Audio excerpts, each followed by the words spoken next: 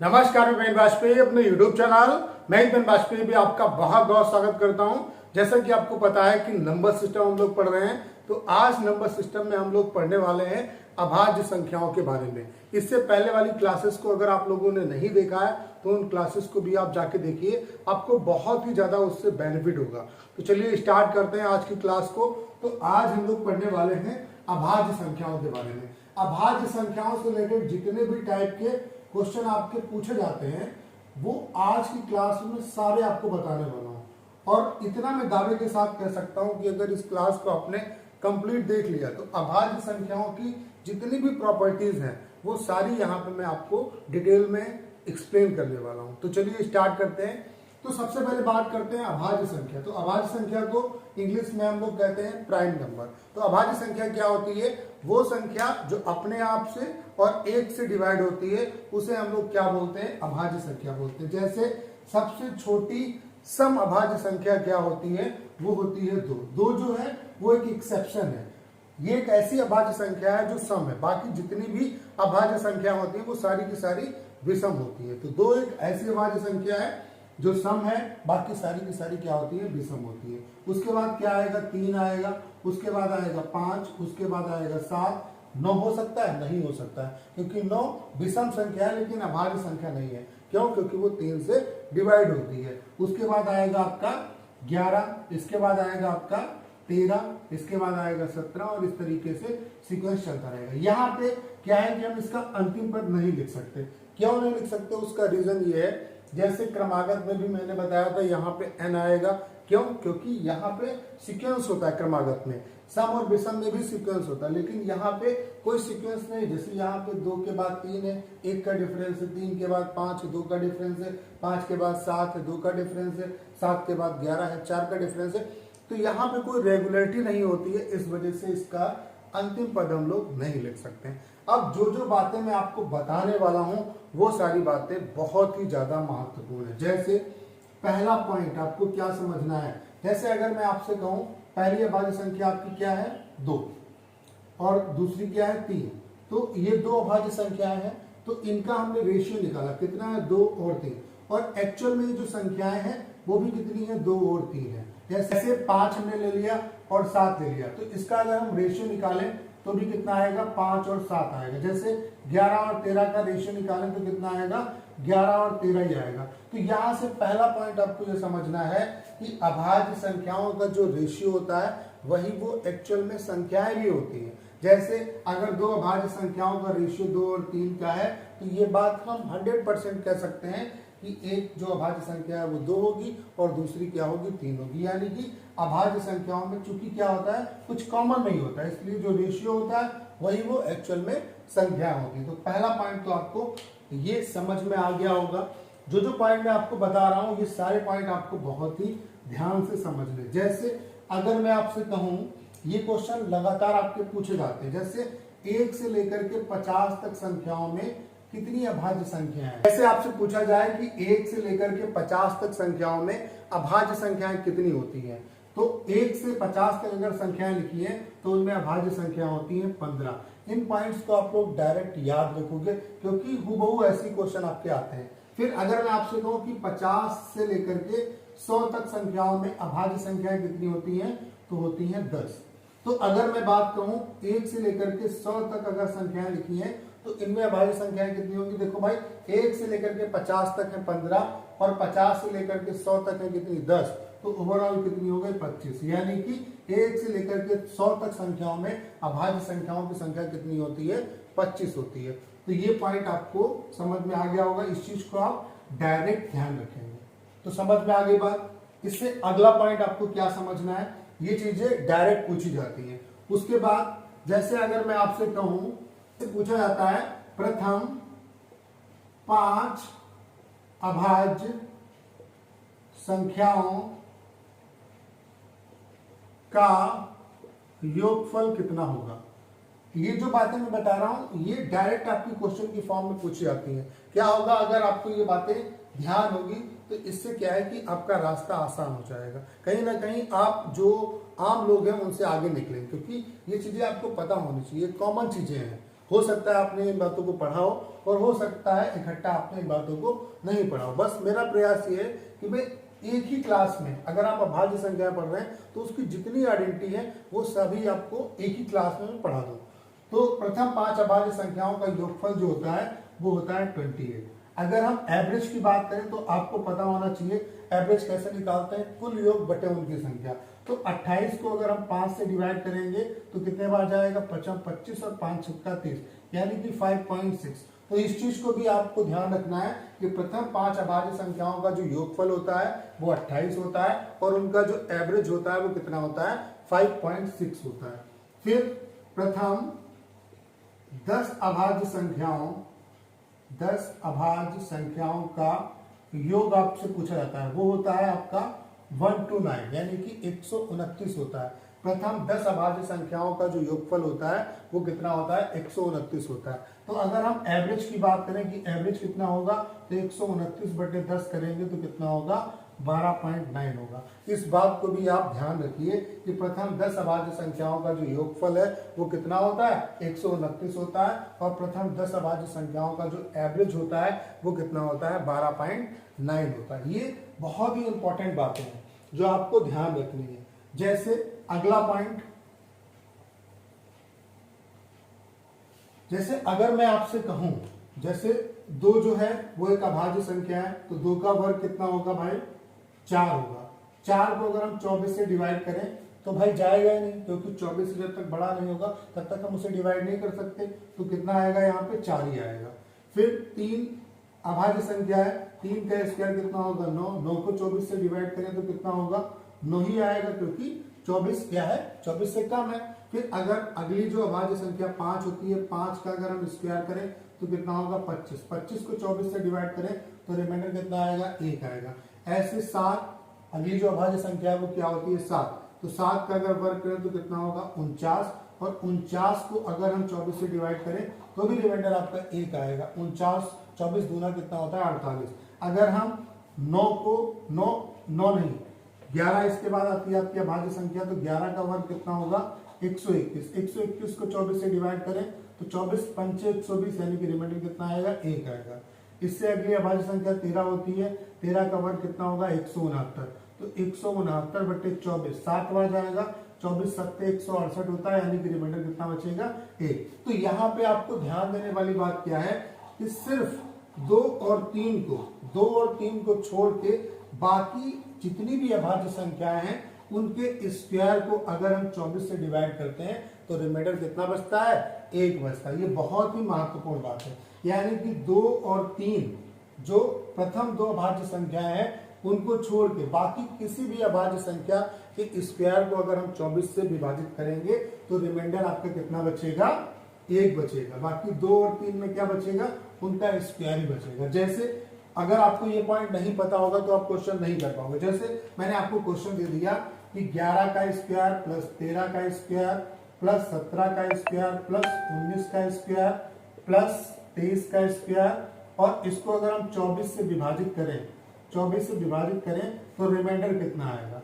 तो कोई दिक्कत वाली बात नहीं, अगर आपको ये पॉइंट पता है तो पता होगा कि 11 का अगर स्क्वायर है इसको 24 से विभाजित करेंगे तो रिमाइंडर यहाँ पे भी 1 आएगा, यहाँ पे भी 1 आएगा, यहाँ पे भी 1 आएगा, यहाँ पे भी 1 आएगा, यहाँ पे भी 1 आएगा, यानी कि 2 2 4 और 1 कितना हो गया, 5। यानी कि टोटल जो रिमाइंडर होगा वो कितना होगा, 5 होगा। तो उम्मीद है कि ये पॉइंट आपको समझ में आ गया होगा। जैसे अगर मैं आपसे कहूँ कि 2 का वर्ग प्लस 3 का वर्ग प्लस 11 का वर्ग प्लस 17 का वर्ग, इसको अगर 24 से विभाजित करें तो रिमाइंडर कितना आएगा। तो आपको पता है कि 2 का वर्ग में पूरा यही आएगा, यानी कि 4। यहाँ पे कितना होगा, 9 होगा। यहाँ पे 1 प्लस 1 यानी कि 9 4 13 और 1 14 और 1 कितना हुआ, 15, यानी कि रिमाइंडर कितना होगा, 15 होगा। तो ये बात जो है ये भी बहुत ही महत्वपूर्ण है। उम्मीद है कि ये पॉइंट भी आपको समझ में आ गया होगा। अब हम बात करते हैं अपने अगले पॉइंट के बारे में। जैसे अगर मैं आपसे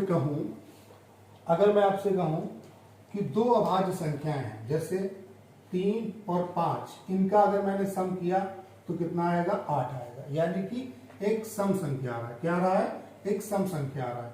जैसे 5 और 7 को अगर जोड़ें तो कितना आएगा, 12। ये भी क्या है, एक सम संख्या है। अगर मैं 7 और इसके बाद वाली जो अभाज्य संख्या है वो 11 है, उसको जोड़ें तो कितना आएगा आपका, जोड़ने पे कितना आएगा 18, यानी कि ये भी क्या है एक सम संख्या है। तो आपने यहां से देखा कि दो अभाज्य संख्याओं का योगफल हमेशा एक क्या होता है, सम संख्या होता है। दो अभाज्य संख्याओं का योगफल हमेशा एक सम संख्या होता है। लेकिन अगर 3 या 5 किसी की जगह पे अगर हम 2 रख दें, मतलब एक संख्या को 2 से रिप्लेस कर दें, मतलब प्रथम जो अभाज्य संख्या है उससे रिप्लेस कर दें, तब इस पे क्या डिफरेंस आएगा। देखो 2 और 5 का मान कितना होगा 7, यानी कि क्या आ रहा है, विषम संख्या आ रहा है। क्लियर। अगर जैसे हमने 5 को रिप्लेस करके 2 को रख दिया, चाहे 7 को रिप्लेस कर दें या 5 को, कहने का मतलब है किसी एक अंक को प्रथम अभाज्य संख्या से अगर रिप्लेस कर दिया जाए तो 7 2 कितना होगा 9 होगा, वो भी एक क्या है विषम संख्या। जैसे 7 को अगर रिप्लेस कर दे 2 से तो 11 और 2 कितना हुआ 13, वो भी आपकी क्या है एक विषम संख्या है। क्लियर। तो यहां से आपको ये जबरदस्त पॉइंट ये समझ में आ गया होगा कि दो अभाज्य संख्याओं का योगफल हमेशा एक क्या होता है, हमेशा एक सम संख्या होता है। लेकिन अगर दो अभाज्य संख्याओं का योगफल एक विषम संख्या है तो ये बात निश्चित रूप से कही जा सकती है कि उसमें से एक जो संख्या है वो दो निश्चित रूप से होगी। मतलब अगर दो अभाज्य संख्याओं का योगफल विषम संख्या है तो आप कह सकते हो कि इनमें से एक संख्या जो है वो 2 होगी, बाकी अगली अभाज्य संख्या होगी। क्लियर। जैसे अब इसको कैसे समझेंगे, जैसे मैंने आपसे कहा फॉर एग्जाम्पल मैंने कहा आपसे कि दो अभाज्य संख्याओं का योगफल 91 है, तब वे संख्याएं क्या होंगी। अब आपको पता होना चाहिए जैसे कि अगर क्रमागत संख्या है तो आपको पता है कि 1 का डिफरेंस होता है, सम और विषम संख्या है तो 2 का डिफरेंस होता है। लेकिन यहाँ पे कोई निश्चित रूल ही फॉलो नहीं करता है, जैसे 2 या 4 या 5 कोई रेगुलर डिफरेंस नहीं होता है। तो इस चीज को आप ऐसे नहीं बता सकते कि कौन सी अभाज्य संख्या होंगी, डायरेक्ट आपके दिमाग में नहीं आ सकता है। तो जैसे हमने देखा कि 91 है तो दो अभाज्य संख्याओं का योगफल क्या है, विषम संख्या है। तो ये बात निश्चित रूप से कह सकते हैं कि इसमें से एक जो संख्या है वो 2 निश्चित रूप से होगी। तो अगर एक संख्या 2 आ गई तो दूसरी संख्या क्या होगी, 2 घटाने पर आएगी, यानी कि कितनी होगी 89 होगी, यानी कि एक संख्या होगी 2 और दूसरी संख्या होगी 89।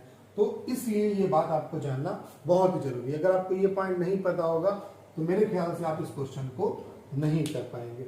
तो उम्मीद है कि ये पॉइंट आपको समझ में आ गया होगा। क्या है कि दो अभाज्य संख्याओं का योगफल हमेशा एक सम संख्या होता है, लेकिन अगर दो अभाज्य संख्याओं का योगफल एक विषम संख्या है तो उनमें से एक संख्या 2 निश्चित रूप से होगी। ऐसे अगर हम 3 वाला पॉइंट समझे, जैसे 3 + 5 + 7, ये 3 अभाज्य संख्या है, इनको अगर जोड़े तो कितना आएगा 7 5 12 और 3 15, यानी कितना आया एक विषम संख्या आ रहा है। ठीक है। ऐसे अगर हम कहें 5 7 और इसके बाद 11, इनको जोड़े तो कितना आएगा 11 7 18, 18 5 कितना हुआ 23, यानी कि क्या है एक विषम संख्या। ठीक है। ऐसे ही 11 7 और अगर हम 13 को जोड़ें तो कितना आएगा 13 7 20 और 11 कितना हुआ 31, यानी कि एक विषम संख्या आ रहा है। क्लियर। यानी कि 3 अभाज्य संख्याओं का योगफल हमेशा एक विषम संख्या होता है। 3 अभाज्य संख्याओं का योगफल हमेशा एक विषम संख्या होता है। लेकिन अगर किसी एक संख्या को हटा करके उसके स्थान पे 2 को रख दिया जाए, यानी कि पहली अभाज्य जो संख्या है उसको रिप्लेस कर दें, तो इसमें क्या फर्क आएगा। जैसे 3 को अगर हटाया 2 रख दिया यहाँ पे तो कितना होगा 5 2 7 7 7 कितना हुआ 14, यानी कि एक सम संख्या आ रहा है। क्लियर। जैसे अगर 5 को हटाया यहाँ पे 2 रख दिया तो 7 2 9 और 11 कितना हुआ 20 हो गया, जो भी एक क्या है सम संख्या है। जैसे 11 को हटाया 2 रख दिया तो 7 2 9 9 और 13 कितना हुआ 22, जो कि एक सम संख्या है। तो यहाँ से दूसरा पॉइंट आपको समझ में आ गया होगा कि 3 अभाज्य संख्याओं का योगफल हमेशा एक विषम संख्या होता है। 3 अभाज्य संख्याओं का योगफल हमेशा एक विषम संख्या होता है। लेकिन अगर 3 अभाज्य संख्याओं का योगफल एक सम संख्या है तो ये बात निश्चित रूप से हम कह सकते हैं कि उनमें से एक संख्या जो है वो 2 होगी। तो ये पॉइंट आपको समझ में आ गया होगा। अब इस पे बेसिस क्वेश्चन कैसे आते हैं वो मैं जब आपको एक क्वेश्चन कराऊंगा तो आपको ये पॉइंट समझ में आ जाएगा। जैसे मैंने आपको क्वेश्चन दे दिया, कि 3 अभाज्य संख्याओं का योगफल 3 अभाज्य संख्याओं का योगफल 100 है तथा तीन अभाज्य संख्याओं का योगफल 100 है यदि इनमें से एक संख्या दूसरी से 36 अधिक है तब तीनों संख्याएं क्या होंगी? तीनों संख्याएं क्या होंगी? जैसे मैंने क्वेश्चन आपको दिया कि तीन अभाज्य संख्याएं हैं, इनका योगफल 100 है और एक जो संख्या है वो दूसरी से कितनी अधिक है? 36 अधिक है। तो आपको बताना है कि तीनों संख्याएं क्या होंगी। अब ये क्वेश्चन ऐसे आप नॉर्मली नहीं कर पाएंगे अगर आपको ये रूल नहीं पता होगा, क्योंकि अभाज्य संख्या है भाई। अब आपको एक दूसरे पॉइंट से भी मैं समझाने का प्रयास करता हूं कि क्यों ये क्वेश्चन आप नहीं कर पाएंगे। जैसे यहाँ पे तीन अभाज्य संख्या यानी कि तीन आपके वेरिएबल है, लेकिन इक्वेशन आपके पास कितनी है? योगफल कितना है? 100 है और दो जो संख्या है उनका डिफरेंस कितना है? 36, यानी कि इक्वेशन आपके पास दो ही है। तो इसका मतलब है इस लिहाज से भी आप इस क्वेश्चन को नहीं कर पाएंगे अगर बेसिक से करना चाहेंगे। अब देखो जो पॉइंट मैंने आपको समझाया उसके बेसिस पे करने का प्रयास करिए। जैसे तीन अभाज्य संख्याओं का योगफल कितना है? 100 है, यानी कि एक सम संख्या। लेकिन हमने पढ़ा है कि तीन अभाज्य संख्याओं का योगफल हमेशा एक विषम संख्या होता है। लेकिन अगर तीन अभाज्य संख्याओं का योगफल एक सम संख्या है तो हम निश्चित रूप से कह सकते हैं कि एक संख्या तो 2 होगी। तो ये तो कंफर्म हो गया कि एक संख्या क्या है? 2 है। तो बची जो दो संख्याएं उनका योगफल कितना है? यानी कि मान लेते हैं दो संख्याएं a और b है, तो उनका योगफल कितना बचा? 98। और एक दूसरे का डिफरेंस यानी कि जो दो संख्याएं बची उनका जो डिफरेंस है वो कितना है? 36 है, यानी कि a माइनस बी की वैल्यू कितनी है? 36 है। तो अगर दो संख्याओं का आपको योगफल पता है और उनका डिफरेंस पता है तो बड़ी संख्या अगर निकालनी है तो क्या करेंगे? इनको जोड़ के आधा कर देंगे। तो जोड़ो भाई, कितना हुआ? 8 6 14 और 9 3 कितना हुआ? 12 और 1 कितना हुआ? 13। 13 को 2 से डिवाइड करेंगे, 2 6 12, 2 7 14, यानी कि एक संख्या कितनी आ गई? 67। दूसरी संख्या कितनी होगी? दोनों को घटा के आधा करो। तो 8 में से 6 गया तो कितना बचा? 2।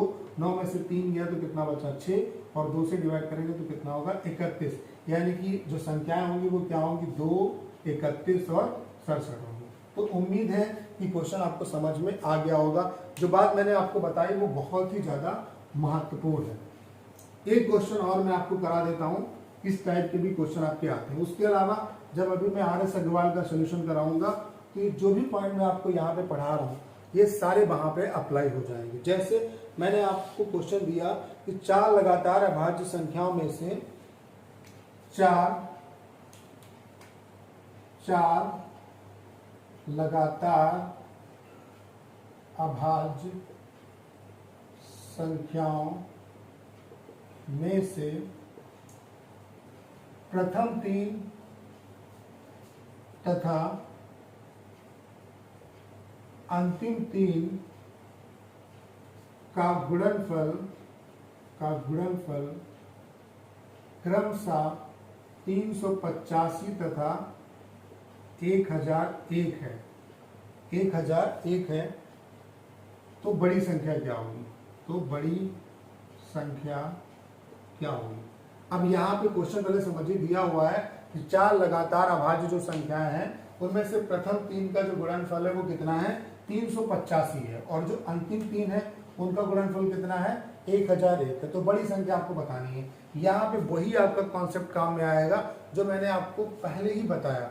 जब मैंने क्लास को स्टार्ट किया था तो वहीं पे आपको बताया था कि जो अभाज्य संख्या होती हैं उनका रेशियो भी वही होता है जो वो संख्याएं होती है। तो वही कॉन्सेप्ट आपका यहाँ पे काम आएगा। हमने मान लिया जो संख्याएं हैं वो A, B, C और D हैं। तो प्रथम तीन का गुणनफल यानी कि A, B, C का मान कितना दिया हुआ है? 385 दिया है। और अंतिम तीन यानी कि B, C, D का जो मान है वो कितना है? 1001 है। क्लियर? तो यहाँ पे आपको क्या निकालना है? बड़ी वाली संख्या निकालनी है। तो आपको दिमाग लगाना होगा कि यार यहाँ पे देखो BC है, यहाँ पे भी BC है। इसका मतलब है अगर हम सेकेंड वाली इक्वेशन को फर्स्ट से डिवाइड कर दें तो D और A का रेशियो पता चल जाएगा। तो रेशियो, अब चूंकि अभाज्य संख्या है तो जो रेशियो होगा वही वो संख्याएं होंगी, यानी कि प्रथम की संख्या में पता चल जाएगी और हमें लास्ट वाली जो संख्या है वो भी पता चल जाएगी। तो अगर हम सेकेंड को फर्स्ट से डिवाइड कर दें तो क्या बचेगा आपके पास? D बचेगा और A बचेगा। और यहाँ पे ऊपर कितना आएगा? 1001, और नीचे कितना आएगा 385। अगर हम 11 से काटें तो 11 नवा 99 और 11 एक 11, 11 3 33 और 11 25 कितना हुआ 55। 7 से काटेंगे तो 7 एक 7 और 7 3 21, 7 25 35, यानी कि जो इनका रेशियो है वो कितना है 13 और 5 का है। इसका मतलब है जो सबसे छोटी अभाज्य संख्या है वो कितनी है 5 और जो सबसे बड़ी है वो कितनी होगी 13 होगी। यानी कि सबसे बड़ी आपसे पूछी गई है तो सबसे बड़ी जो अभाज्य संख्या होगी वो क्या होगी 13 होगी। तो अगर आपको ये कॉन्सेप्ट पता होगा तभी इस क्वेश्चन को आप कर पाओगे, अदरवाइज इस क्वेश्चन को आप नहीं कर पाओगे।